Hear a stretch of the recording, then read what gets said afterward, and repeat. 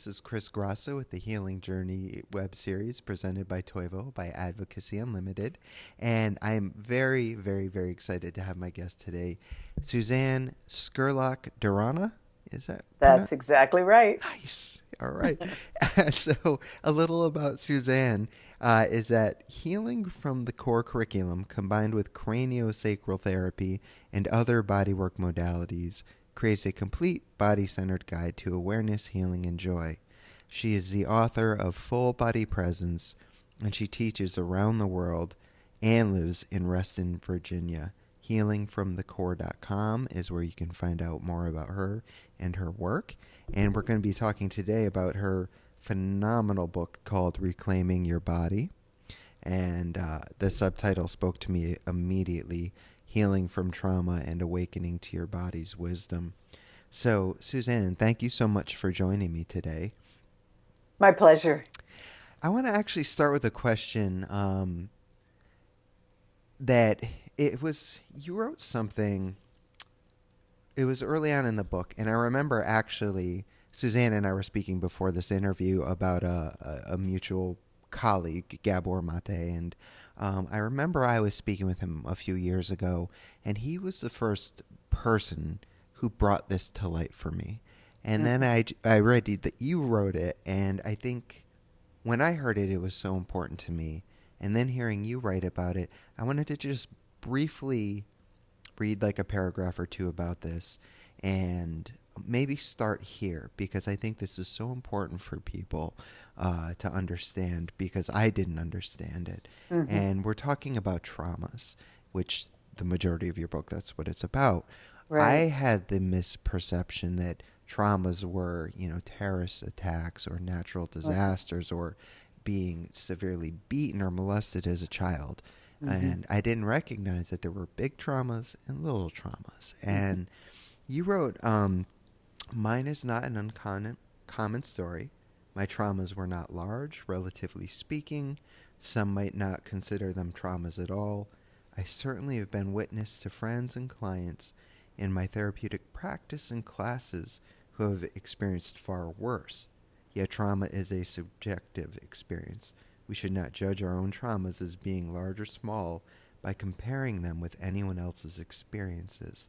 Not even doctors can know the personal impact of the individual's experiences and how they may be stored in their system.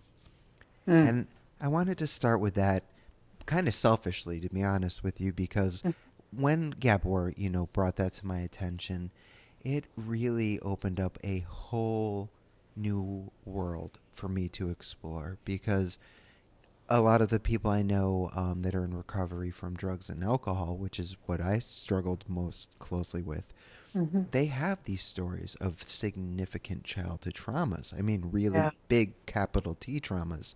But as Gabor mentioned that, and I thought about my childhood, I am very blessed with amazing parents.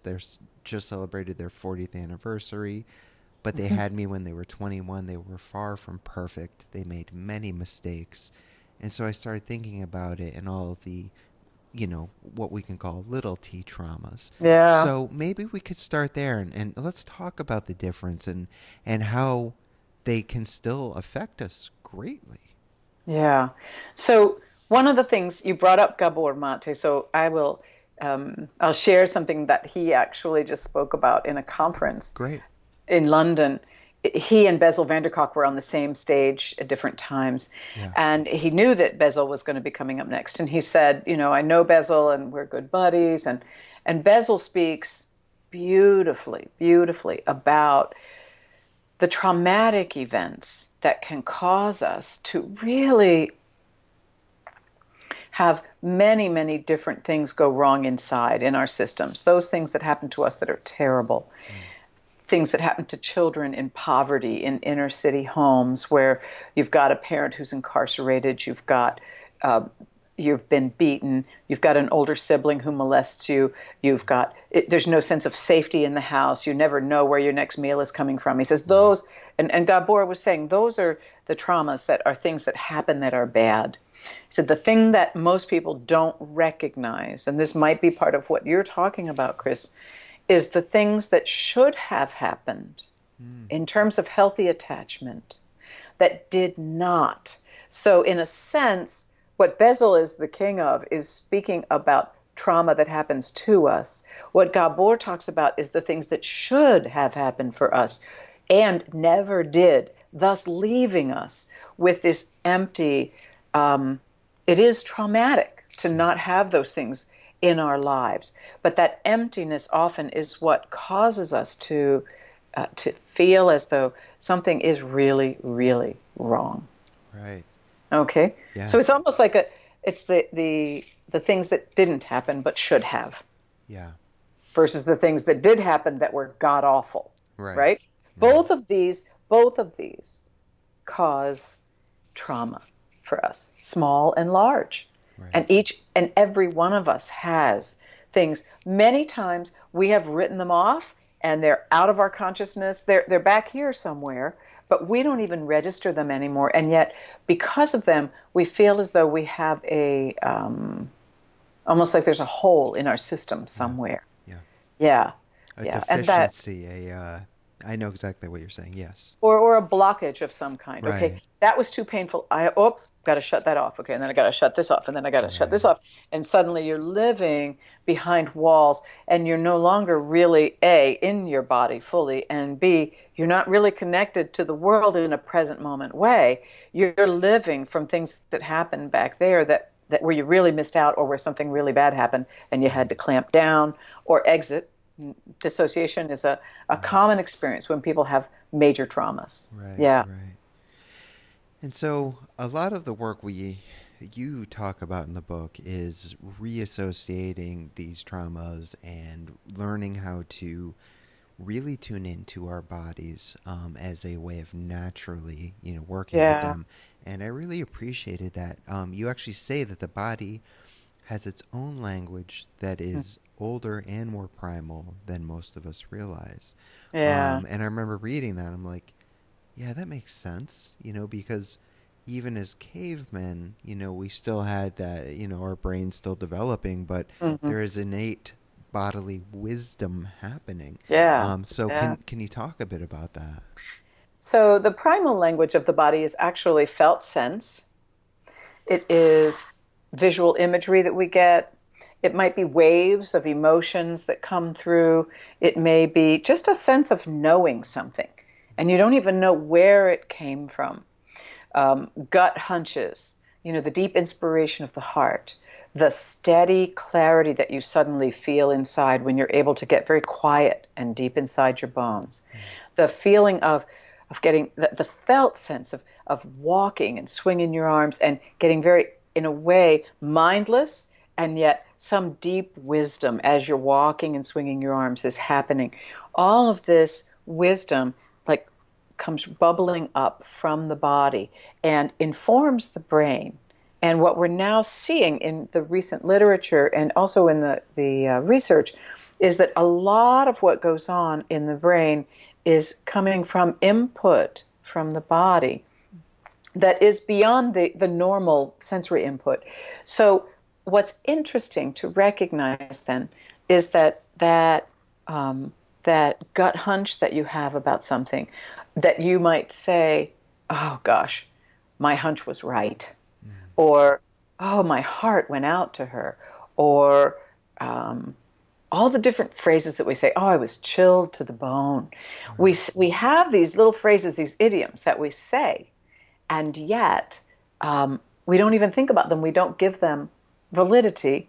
Most of us live between here and here. So that's really kind of the key piece, is that feeling, that felt sense of, yes, there is something here. There's something here. There's something deep in my bones that has a wisdom that's beyond what I was taught here. And Right. and actually, quite honestly, the more educated you are, the harder it is to make this contact, Yeah. because you've been so indoctrinated into the school of I must know everything, and it's got to be logical, and it's got to be reasonable, and it's got to be rational, and it's all going to emanate from here. And for me, one of the biggest things that was a wonderful wake up was that the brain is not the boss. Yeah. Our brain is just part of the committee of who we are, and it's an important part of the committee. It's the great I call it the great strategizer and creative map maker, Sure. but it's not actually the king or the queen. You know, Right. it operates best at the behest of the clarity of our hearts, our guts, our bones, everything in the body. Mm. It's all a team.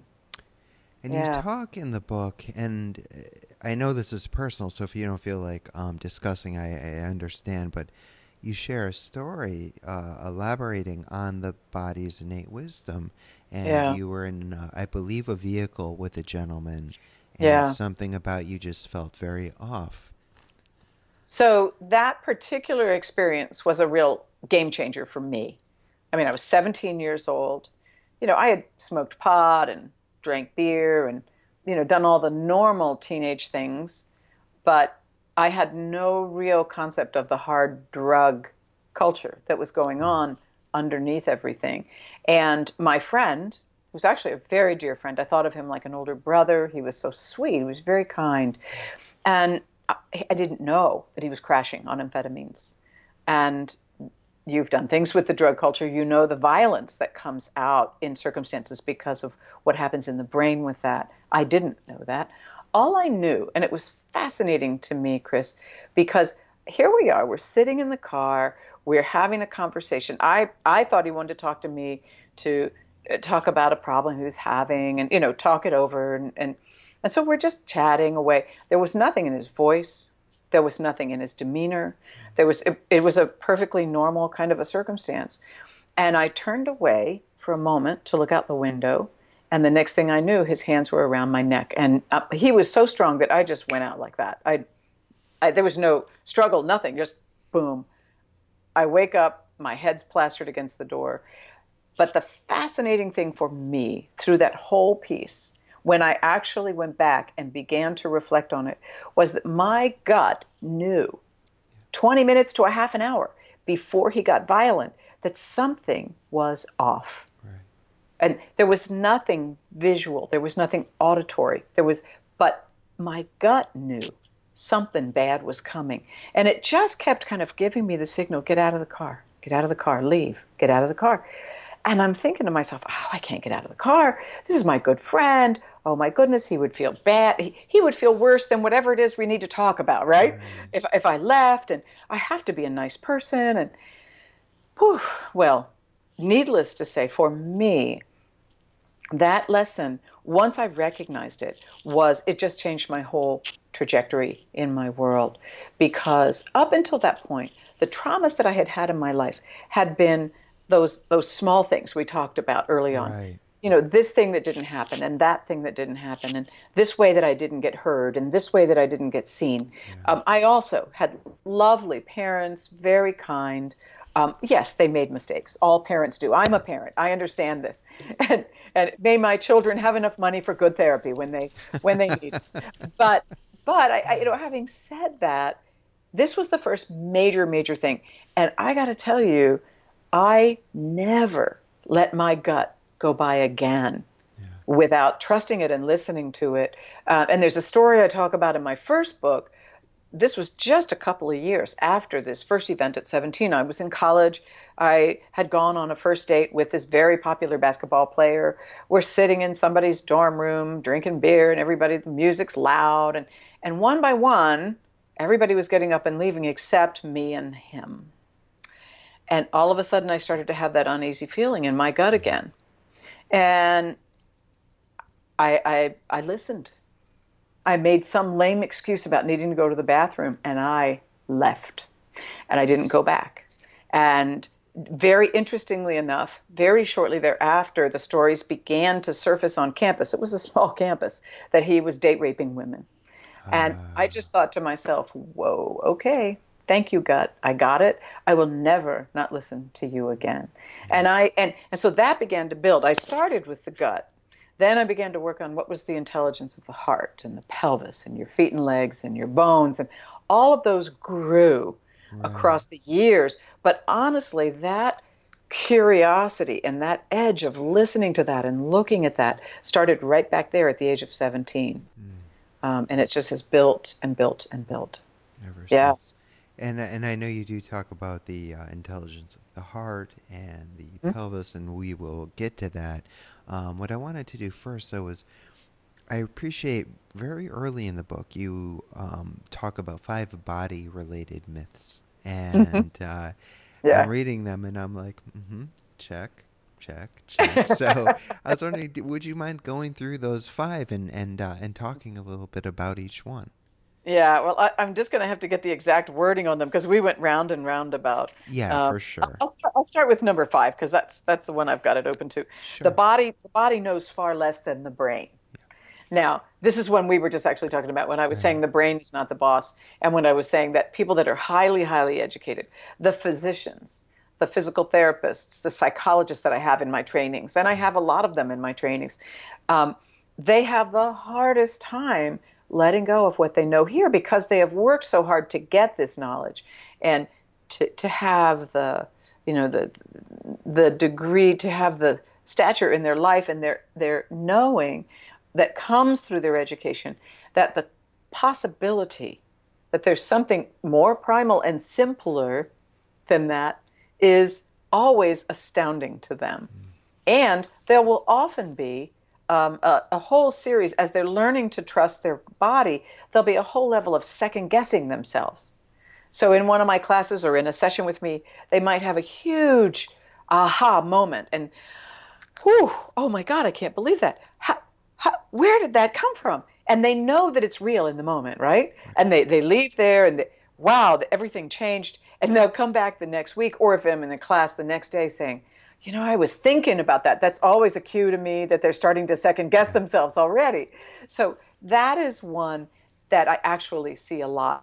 It's one of the more difficult ones if someone is really, really wedded to their intellect. Mm. And that's a tough one. I mean, I have good intellect, but I'm not a medical doctor. I'm not someone who has a lot of degrees after my name. And so I have learned a lot more from my inside out. And so I don't have that problem as much, although I did at the age of 17. Yeah. I didn't. I second guessed my gut and it almost killed me. Mm. So, that's kind of an interesting piece. So number four is the body is out of control and must be dominated.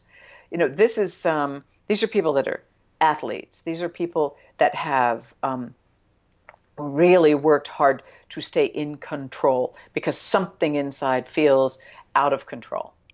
And oftentimes people with this will have trauma histories or they'll have cultural histories that tell them that they have to drive themselves hard.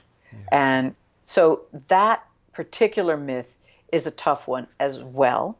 And again, only if someone really wants to work with it and really has a sense of, I get why I would want to be in my heart. The story I talk about is actually a composite of two different people that I've worked with just to protect identities. Of a top military man, a Navy SEAL, who really was having a terrible time at home and was on the verge of divorce because he could not open his heart. And he had such a trauma history. It was so sad. But he under it all, had such a big, huge heart. And when I could help him to begin to feel it and not feel crazy about it, and began to help him gather the skill sets to have a sense of the container that was him, that his heart rested in, to get his bones, to get his heart, to get his belly. It took a lot of work, took a lot of commitment, but he actually was able to do it, and it changed the face of his marriage, and it changed his life, which was very cool. That's And beautiful. I've seen that a lot. But Yeah. again, it takes work. It takes Yeah. somebody really being willing to do that. Let me see what was my next one. Number three. The body is seductive and leads you astray. Yeah. Okay, so this one has to do with the fact that most of us are very out of touch with our sensuality and our sexuality. And in our culture, it's used to sell us things. The advertisers know if it's sexy, they can sell it to you. Of course. Think about that really cute Fiat ad that had, the sexy Italian woman in the sleek dress. And, Right. it's a great, great ad. But But really, what happens with that is that when we can't acknowledge who we are and let all the cells of who we are radiate, what begins to happen is it ends up in our shadow. And the minute it's in the shadow, it's out of sight. It starts to control us in a really bizarre kind of a way. So, you get the congressman who has a homosexual prostitute relationship on the side who's a conservative Christian. That's the kind of thing. That's sexuality in the shadow. You Right. have you have the story of the that top educator that I treated. Again, I've changed the story to protect her, but you know, perfectly good marriage and ended up in an affair that was hot and torrid. And she was someone who was very high ranking official, to completely out of touch with that part of herself. Yeah. So, these are things that are very important to remember. If we don't claim it, it'll control us. Oh yeah. Yeah. And I know that there's a lot of work that's done with that in the addictions community, Yeah. because oftentimes that can be a big deal. For Uh, sure. yeah. Body myth number two is the body is dangerous and mysterious. In other words, we can't really understand what it is that our body is trying to tell us, and that there are things inside of us that are truly dangerous. Mm. And these would be things like emotions that we've kept under wraps and just really cranked down on, like anger or parts of ourselves we really don't like. Again, things that are in the shadow. When you have things that are in your shadow, um, that's a problem. And oftentimes, then trauma occurs, and the story of that, and that is just heartbreaking, but kind of close to my story. So that is interesting. The very first one I love is the body is too painful.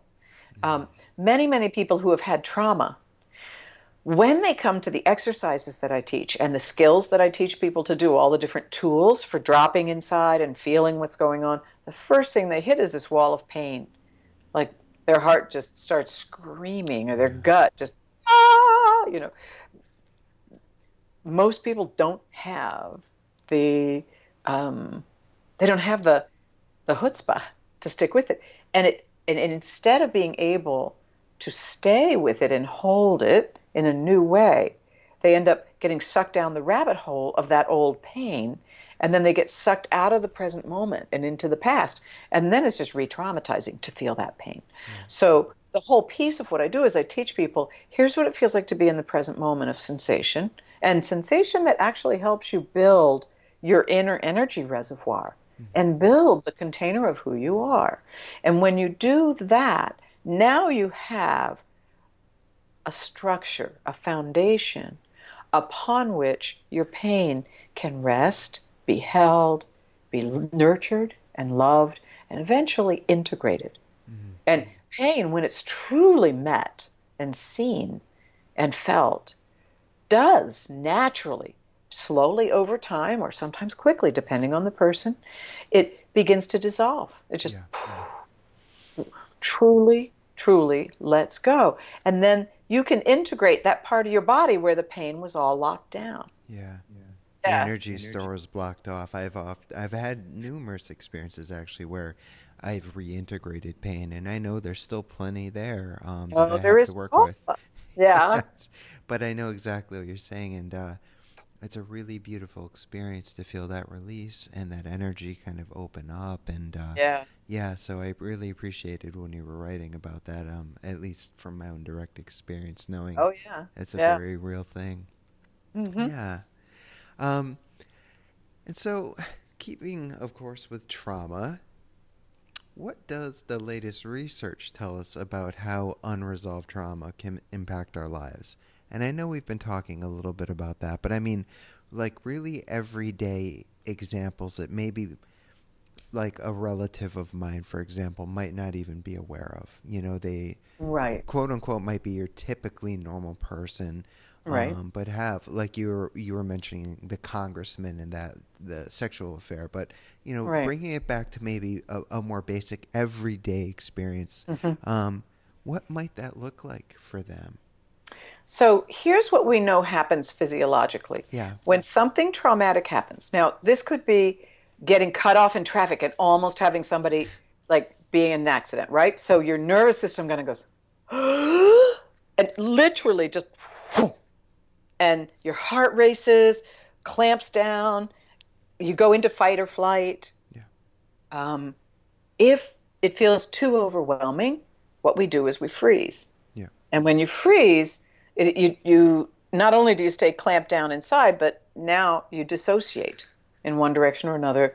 And now you're sort of the phrase beside himself with fear becomes true. Okay. And so one of the saddest stories, actually, this is actually a true story. One of my very, very first trauma clients that I worked with 30 years ago, it would have been about 30 years ago, one of the worst trauma histories I'd ever heard up until that time. And I have heard some worse ones since then, but not a lot. And she and I worked together, and I made so many mistakes in working with her. This was 30 years ago. Sure. And my heart was in the right place. I really wanted to help her. She really got that I wanted to help her. So she allowed me to muddle around and not do it all right. Exactly. And she came out the other end better for it. And somewhere about 6 months into our working together regularly, she comes in and she says, "Oh my God, I was leaving my psychotherapist's office last week and I got mugged in a dark parking lot getting into my car." And I was like, oh. And I realized in aftermath of that, her sharing that one of the reasons why that occurred to her, well, yes, there was some jerk in the parking lot, but she was so constantly beside herself with fear. She had so little sensation in her body that gut sense that I probably would have had walking out the door to the office, turning to go to that parking lot, and I probably would have felt, or you might have felt, that clutch of, whoa, something's not right here. Go back into the building. Make sure there are lights on, right? She missed all of those because she wasn't home in her own navigational system to actually get the signal that the body would have sent her had she been able to hear it. Am I making sense? Perfectly. Yeah. So these are the kinds of things that have happened across the years, Chris, where I just go, this is one of the consequences of not being in your body, or of being in your body but having parts of yourself where the encapsulated trauma is just locked into place. Dr. John Upledger, who I teach for, have taught for 31 years, calls it an energy cyst. And what he basically says is that when a trauma happens to you and something in that trauma is overwhelming, you have a negative emotion, you're terrified, you're grief-stricken, you're guilty or ashamed, you're angry. Negative energetic matrix happening at the time of a trauma will just lock it into place every time. Okay? That same person who got cut off in traffic and almost got hit, if you don't have a trauma history, you take some deep breaths, you keep driving, and by the time you get where you're going, you're better. Yeah. Someone who has a trauma history, by the way, has a hard time bringing their system back in for a landing. Once it's off and running, they may be on tenterhooks, like feeling like everything is all day long. Yeah. And maybe for days into weeks. Yeah. Okay. And so am I answering what you were asking? Yeah, yeah. So how do we work with that? Okay. So the two things that I do is I teach people to slow down. Okay. I teach them how to go inside, because most people don't live, as I said, from here down. Okay. And I'll get them to start paying attention. Well, number one, with curiosity and growing their awareness and trusting what they get.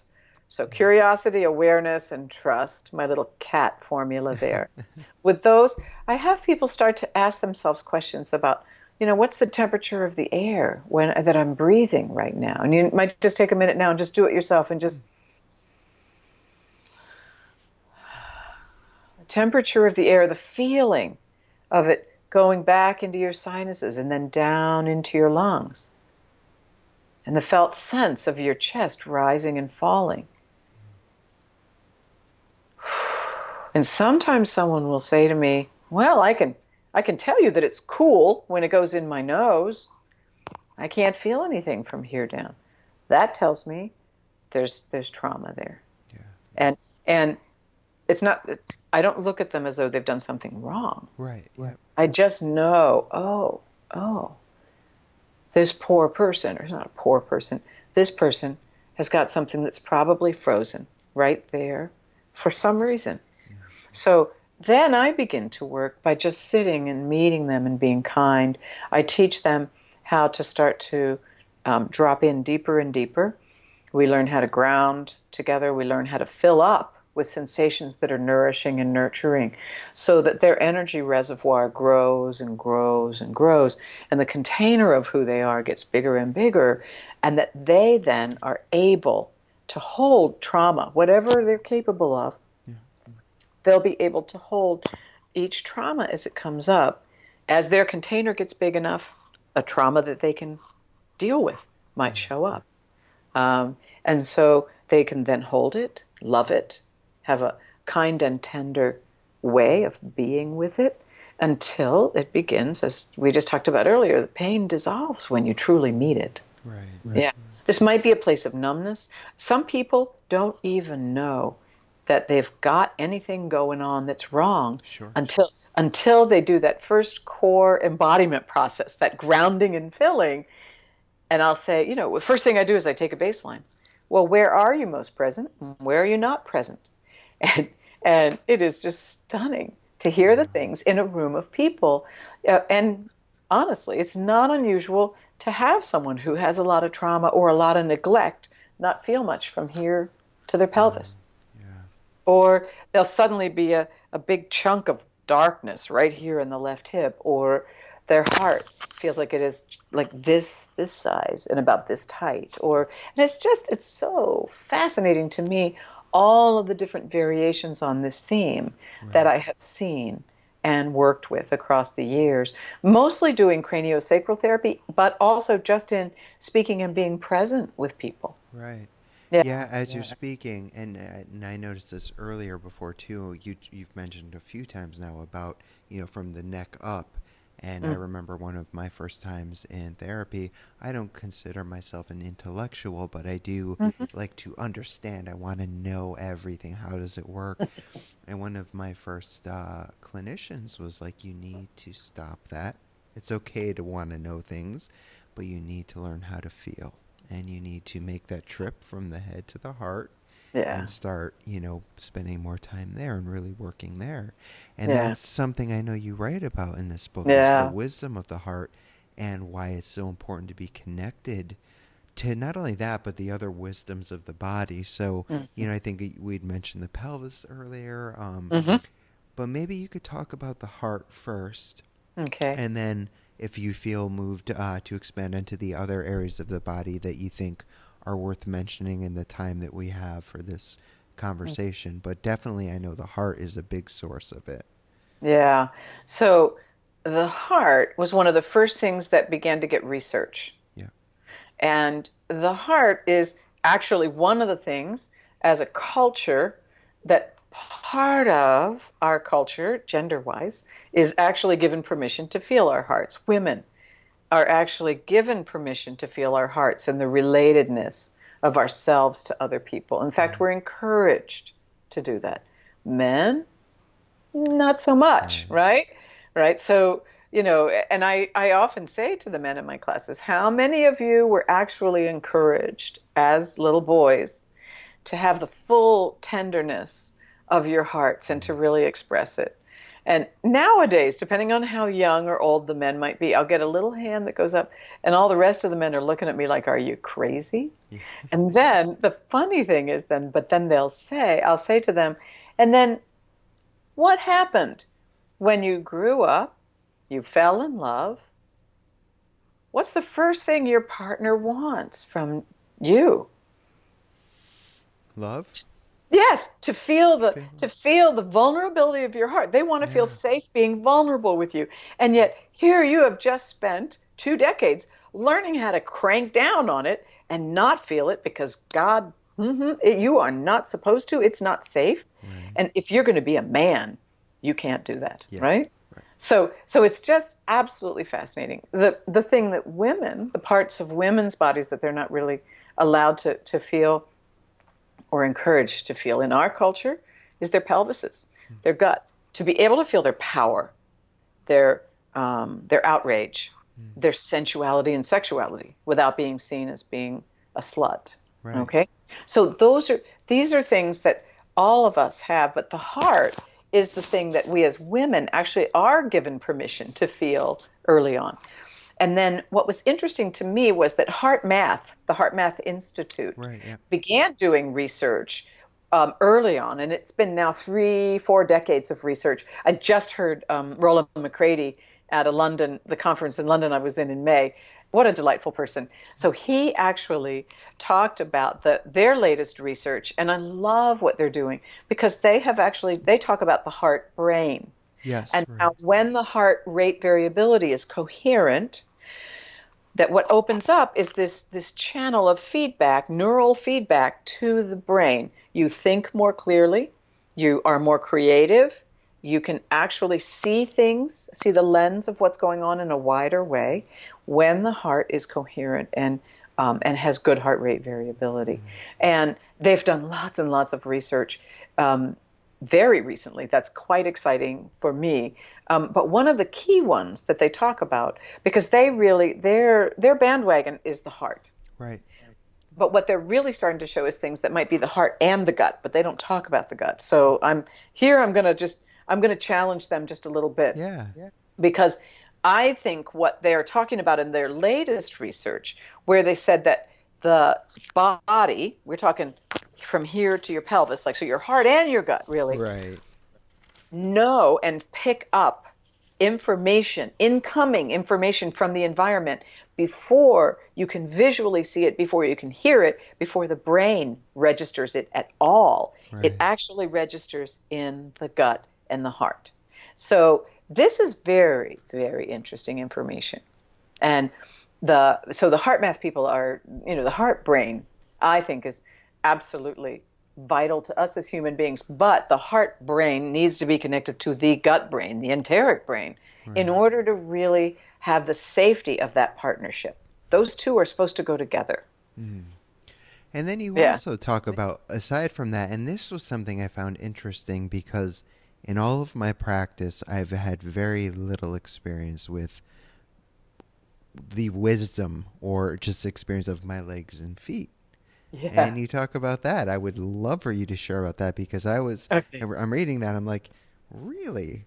So Yeah. yeah, I would love for you to share a little, if you don't mind, about that with listeners too. Well, and here's where this is like you're seeing this more and more in the research just in the last 5 years, which Yeah. is really kind of cool.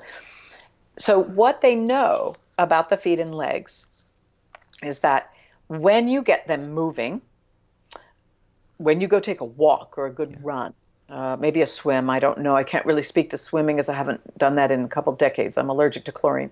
But, Ah. but, but I mean, I did a lot of it early on, which is probably why I'm allergic to chlorine.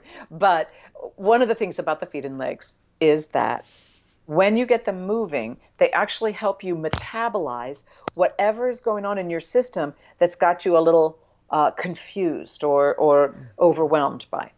So I was actually writing this chapter in the book, and then this wonderful ebook comes in from Greg Braden, and he's talking about the circumstance that happened for him. And I'm going to screw up the date when it happened. I want to say it was in the late 80s or early 90s, the Luxor massacre in Egypt, where those terrorists killed like 54 tourists and 4 police and etc. Well, he was due to take a group of 30 or 40 people to Egypt within a month and a half. Yeah. And everybody was like, this was before cell phones. And he said his phone just rang off the hook. Yeah. People telling him, oh, you can't not take us. We're so excited about it. And other people calling and saying, you can't possibly go. It's so dangerous. And, the Egyptian government saying, we're not sure. And the Right. American government, I mean, it was all over the map. Yeah. And he credits his heart as giving him the answer. But here's the clue. I love this. And I wonder if I can find it in the book because it's just I love the way that he talks about it is so lovely because um, he says at the time, oh, I love it. He says, my heart told me the answer.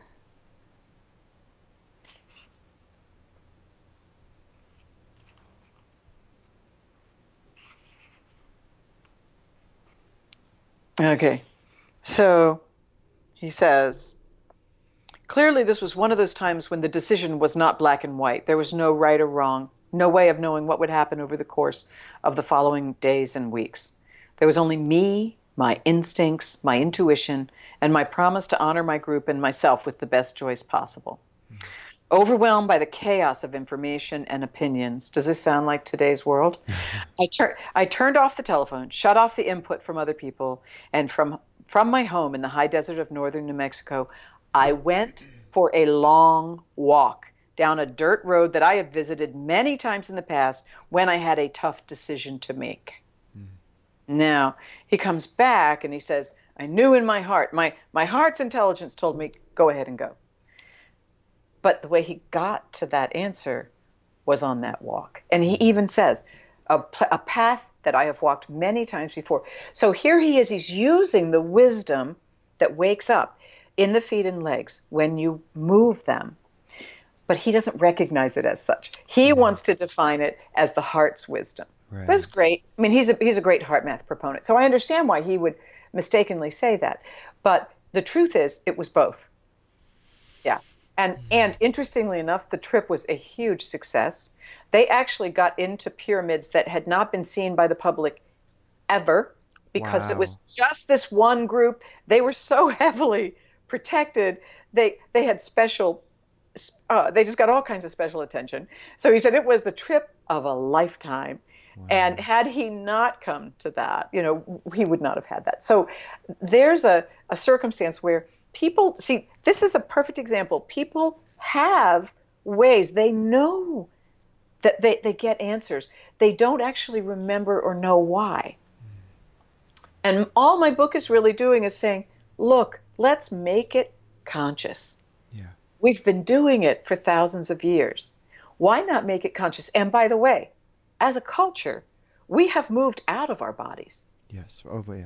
Yeah. Totally. And the speed we go at, the amount of technology we have, the multitasking that goes on, the trauma. Trauma is a huge thing that moves us out of the present moment of sensation and either into the past and the trauma story or into the anxiety of the future. Yeah. Okay. So all of these things help us. They don't help us. They hinder us from being in the present moment in our bodies. And my point is, we belong knowing. I mean, it's our birthright to know how to consciously, purposefully move back, come home to our bodies and the tremendous amount of wisdom that they have and gifts they have for us. Oh, the inspiration of the heart when it wakes up is just exquisite. And the juiciness of being able to really feel your sensuality and not feel ashamed of it and have it be integrated with everything else, not locked away, but just, this is a part of who I am. Doesn't mean I'm going to do something out of integrity. It just means I feel joy in being alive. Yeah. I love that. And I think that is the perfect spot for us to bring this to a close. I mean, there's a million more things I could talk to you about. The book contains so much more. The website, again, is healingfromthecore.com. Is there another website, or is that the main one where people can find you at? That is the website that people can find me at, healingfromthecore.com. Wonderful. And Suzanne, do you have any upcoming workshops or online events or anything you'd like to share with the audience? I do, and I am actually I teach at Esalen every year, Esalen Institute, and this year, because of their partial closing, I've lost, I'm not going to be able to be there, which I'm still grieving about. Sure. But there's a brand new workshop just outside of Santa Cruz called 1440. Yep. 1440.org. Great. It's for the number of minutes in a day. It is absolutely spectacular. And two of my workshops got relocated there for the last week of August and Labor Day weekend. And I'll actually get to see Gabor Mate again because he'll be there for that. So cool. Yeah, and I understand you also teach there. Yeah, well, I will be going out there. I have not yet, but like I was saying earlier, my friend Mirabai Bush has had quite a hand in developing that, and It looks amazing. Doesn't it? Yeah, it Yeah. looks amazing. So, oh, congrats on that. Congrats on everything you're doing. And more than that, thank you for what you're doing. This book, I can only imagine how many people, who've read it and it's truly changed their lives, and how many, hopefully more, after hearing this conversation, will pick up a copy.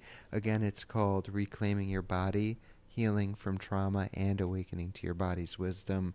Um, One of the probably most important books I've read so far this year, which I know is a big statement because I am a big reader, but really, Thank it's you. it's yeah, it's a wonderful, wonderful piece of work, and I deeply honor you and your mission for doing it. Thank you so much, Suzanne, and thanks for being on the show with me today. Thank you. Can I close with a quote from the book? But of course you can. Okay, thanks. Yeah. It's on page 8, actually. I All love right. this. I mean, it kind of says it all. The Yeah. most important relationship in your life, your relationships with other people throughout your lifetime, with your parents, spouses, children, friends, and teachers, will shift as time passes and situations change.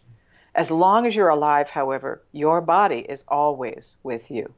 It is so beneficial to have a strong, deep, intimate relationship with your own unique physical self. Your body's designed to guide you, keep you safe, and bring you full vitality and joy. It is the vehicle through which you create and manifest your thoughts and dreams into reality. In this book, you'll discover how establishing and nurturing a healthy relationship with your body will allow you to reclaim lost parts of yourself, tap into your body's wisdom, and better navigate your life. Couldn't have couldn't have summed it up any better. Suzanne, You. thank you so much for your time and your work in the world. It's needed, appreciated, and I'm very grateful for your time today. Oh, thank you. Thank you. It's been Thanks. such a pleasure. Thanks, Suzanne. Thanks, Chris.